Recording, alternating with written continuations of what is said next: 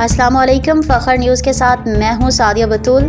عالمی خبر نامہ کے حوالے سے فخر نیوز کے بیورو چیف اعجاز احمد طاہر روان سے ایران کے نوبل امن انعام یافتہ خاتون نرگس محمدی کو طبی رخصت پر 3 ہفتوں کے لیے جیل سے رہا کر دیا ہے۔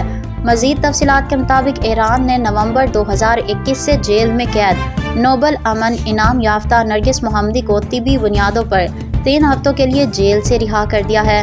طبی معائنہ کرنے والے ڈاکٹروں کے مشورے پر عمل کرتے ہوئے سرکاری وکیل نے نرگس محمدی کی سزا 3 ہفتوں کے لیے معطل کر دی اور انہیں جیل سے رہا کر دیا گیا۔ نرگس محمدی نے سال 2023 میں امن کا نوبل انعام جیتا تھا، جو بنیادی طور پر ایران میں سزائے موت کے خلاف ان کی مہم کے لیے دیا گیا۔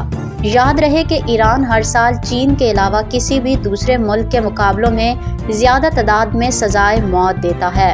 نرگس محمدی کے اہل خانہ نے اس سزا کو نامنظور کرتے ہوئے شدید احتجاج کیا ہے کہ اس سزا میں مزید کمی کی جائے۔